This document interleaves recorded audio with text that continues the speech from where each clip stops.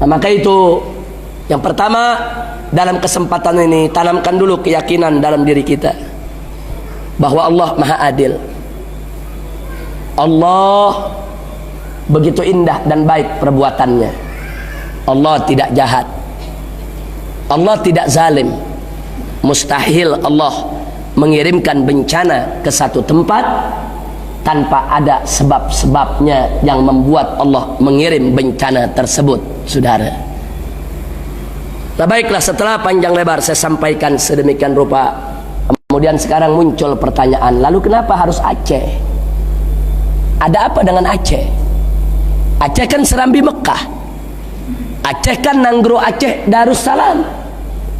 Aceh itu kan satu-satunya provinsi di Indonesia yang telah diizinkan oleh pemerintah Republik Indonesia untuk menjalankan syariat Islam. Disetujui oleh presiden, oleh parlemen, setuju Aceh menerapkan syariat Islam. Aceh penduduknya 100% kaum muslimin. Kenapa bencana harus terjadi di Aceh? Nah, untuk menjawab ini, ingat, pertama tanamkan dulu husnudzon kepada Allah. Jangan kita suudzon kepada Allah. Nanti kalau kita suudzon kepada Allah bisa merusak akidah. Yakinlah bahwa Allah tidak akan kirim bencana ke Aceh kalau tidak ada apa-apa di Aceh. Pasti ada sesuatu, ya ikhwan. Nah, karena itu saya dengan 1.300 relawan yang saya bawa dari tanah Jawa, Kalimantan dan Sulawesi, berangkat ke Aceh, duduk tinggal di Aceh 2 bulan lebih untuk mengutip mayat-mayat yang berserakan di mana-mana tempat.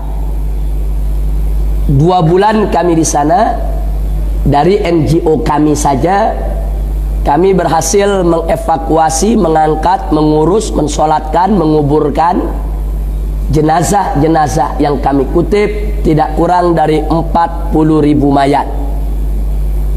Sementara yang dikumpulkan oleh tentara, yang dikumpulkan oleh polis, yang dikumpulkan oleh NGO lain, semuanya digabung, semua digabung, dihitung total yang sudah diurus, yang sudah dikutip, diangkut dan dikuburkan tidak kurang dari 130.000 mayat.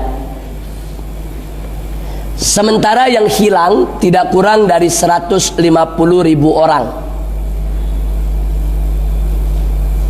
Itu yang hilang, entah kemana. Dan 200.000 lebih itu menjadi korban luka, cacat, ada yang dirawat di rumah sakit sampai saat ini karena menghirup lumpur, sampai lumpur itu ada di paru-parunya, harus dioperasi dan seterusnya dan seterusnya. Belum lagi terhitung ribuan anak-anak yang menjadi yatim piatu.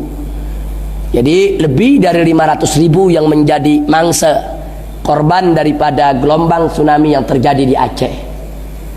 Nah, selama 2 bulan di sana, saya dan kawan-kawan, para ustadz, para tuan-tuan guru, bukan hanya mengutip mayat, bukan hanya memberikan bantuan kepada para pengungsi, tapi kita juga mencoba berdialog, berdiskusi, berbagi cerita dengan tuan-tuan guru yang ada di sana, dengan ulama-ulama Aceh, dengan tuan-tuan guru Aceh, tengku-tengku di Aceh. Kita mau dengar langsung dari mereka, ada apa dengan Aceh sehingga bencana bisa terjadi. Kesimpulannya kami mendapatkan jawaban, ternyata benar, di Aceh telah terjadi berbagai macam kezaliman.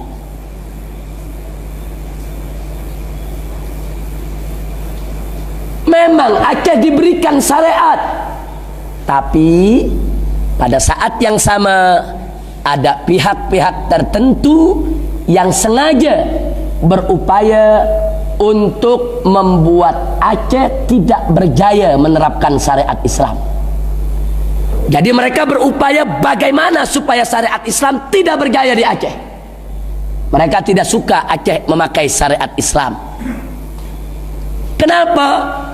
Karena Kalau Aceh berjaya menggunakan syariat Islam, maka akan muncul provinsi-provinsi lain di Indonesia yang juga minta diterapkan syariat Islam. Saat ini yang sudah minta dalam senarai provinsi-provinsi yang sudah meminta syariat Islam itu cukup banyak. Sulawesi Selatan, Kalimantan Timur, Kalimantan Selatan, Kepulauan Riau, Madura, Provinsi Banten, Jawa Barat. Luar biasa banyak daerah yang minta penerapan syariat Islam. Jadi Aceh itu pilot project, itu percontohan, akan dijadikan suri tauladan. Kalau Aceh berhasil, semua wilayah ini akan minta syariat Islam. Tapi sebaliknya kalau Aceh gagal, maka daerah-daerah tadi akan susah, akan sulit, akan berat, tidak mudah untuk minta syariat Islam dari pemerintah yang ada di Jakarta. Masya Allah, ini pertaruhan. Nah, maka itu ada pihak-pihak yang tidak suka berupaya syariat Islam tidak boleh berjaya di Aceh. Bagaimana caranya? Yang pertama, mereka ciptakan konflik di Aceh. Mereka adu domba. Mereka buat bergaduh antara TNI dan GAM untuk saling tembak, saling bunuh. Padahal keduanya sama-sama orang Islam, saudara. Yang jadi korban rakyat biasa. TNI punya senjata, GAM juga punya senjata. Mereka bisa baku hantam, saling tembak. Tapi rakyat tidak punya senjata. Rakyat nggak punya. Mereka cuma jadi korban. Nanti kalau rakyat ada yang berkeras sedikit, mereka dituduh konflik diciptakan. Nah, begitu di Aceh terjadi konflik, peperangan, keributan, tidak aman, maka syariat Islam tidak bisa dijalankan, ya ikhwan, sampai saat ini. Yang kedua, ada orang-orang dari luar Aceh, mereka bawa, perempuan-perempuan penghibur, perempuan-perempuan pelacur dari luar Aceh, dibawa ke Aceh, dibuka tempat-tempat pelacuran untuk merusak penerapan syariat Islam di Aceh. Tidak sampai di situ, mereka buka kedai-kedai minuman keras, mereka buat bermabuk-mabukan, mereka buka tempat-tempat perjudian. Ini yang terjadi di Aceh. Yang ketiga, ulama Aceh tidak diam, mereka protes. Tapi dalam 20 tahun terakhir ini apa yang terjadi? Ulama-ulama yang keras, ulama-ulama yang dengan tegas memprotes, pagi bicara tegas, malam sudah diculik orang. Besok atau lusa mayatnya sudah ditemukan di pinggiran sungai. Apa yang bunuh? Wallahu a'lam, hanya Allah yang tahu. Kita tidak bisa menuduh karena kita tidak punya bukti. Apakah TNI yang membunuh? Apakah GAM? Atau ada pihak lain ketiga yang sengaja membunuh untuk mengadu domba? Wallahu a'lam, hanya Allah yang tahu. Saya tidak berhak bicara dalam masalah yang saya tidak tahu. Tapi yang jelas, kalau ulama diculik, dibunuh, ini bukan persoalan kecil. Ini persoalan serius. Ini persoalan besar. Kalau satu dua ulama, mungkin kita anggap persoalan itu masih biasa. Tapi ini yang diculik bukan satu dua ulama, puluhan, ratusan ustadz-ustadz di surau-surau, di masjid-masjid, di madrasah-madrasah, di dayah-dayah. Orang Aceh sebut dayah, kalau bahasa Indonesianya pondok pesantren. Di mana-mana terjadi seperti itu. Nah, ini yang ketiga terjadi. Akhirnya apa? Begitu ulama diculik, dibunuh, akhirnya ulama yang masih tersisa mereka tutup mulut, tak berani bicara, tak berani berucap kata, umat pun diam. Begitu semua sudah senyap diam, maksiat makin merajalela di Aceh tanpa ada yang menegakkan amar ma'ruf nahi munkar. Itu persoalannya yang ada di Aceh. Karenanya jawaban kita, kenapa harus terjadi di Aceh? Pertama, Aceh adalah Serambi Mekah. Nanggro Aceh Darussalam.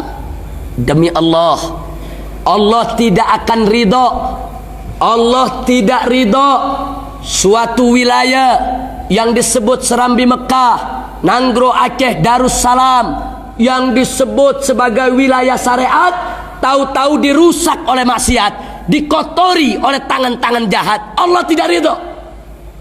Maka itu Allah kirim bencana ke Aceh. Artinya apa? Dengan bencana tersebut Allah ingin menyamak semua kemaksiatan yang ada di Aceh. Allah ingin bersihkan Aceh dari segala kemaksiatan dan kemunkaran. Buktinya tempat-tempat maksiat di Aceh rata semuanya. Masya Allah. Jadi Allah yang turun tangan. Ini wilayah syariat, ini Serambi Mekah. Oh, kau mau coba-coba kotori dengan maksiat, Allah kirim tenteranya, Allah kirim gelombang tsunami, disamak Aceh, dikuliti, dibersihkan. Masya Allah. Itu jawaban yang pertama. Yang kedua, Allah pernah berfirman dalam hadits qudsi. Apa kata Allah? Man adali waliyan faqad adzantuhu bil harbi. Barang siapa yang mengganggu aku punya wali, kata Allah, maka niscaya aku umumkan kepada orang tersebut bil harb, dengan peperangan. Masya Allah. Saudara, Allah mengumumkan perang kepada siapa saja yang mengganggu wali Allah. Siapa itu para wali Allah di atas muka bumi ini?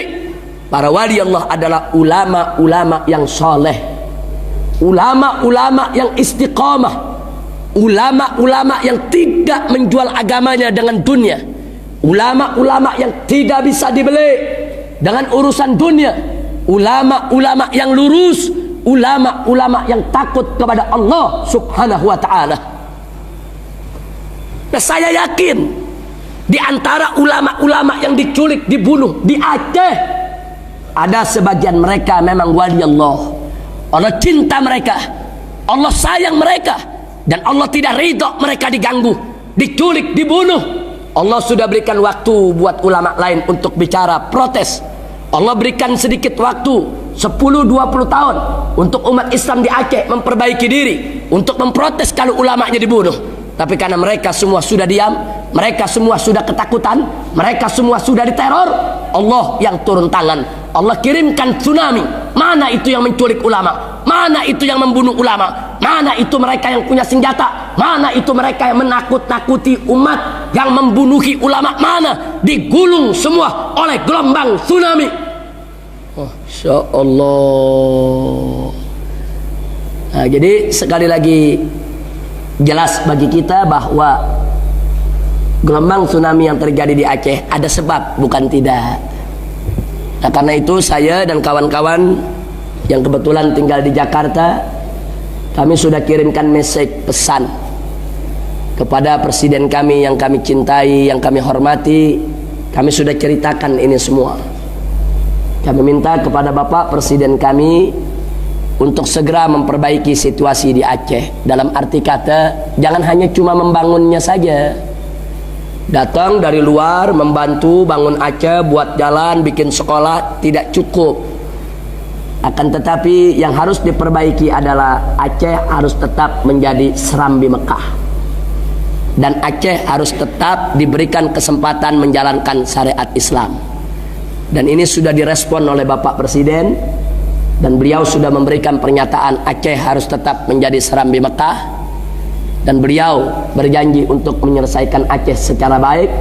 Tinggal bagaimana nanti kami selanjutnya lebih mendorong lagi agar seluruh ulama di Indonesia memperhatikan Aceh. Tidak boleh lagi ada ulama Aceh yang diculik atau dibunuh oleh siapapun. Kita tidak peduli apakah TNI, apakah itu GAM, apakah itu pihak lain. Tidak boleh dibiarkan mereka untuk mengganggu ulama kaum muslimin. Nah, ini kewajiban kita bersama. Karena kalau ini tidak di stop dari sekarang, saya yakin bencana akan terulang lagi di mana tempat.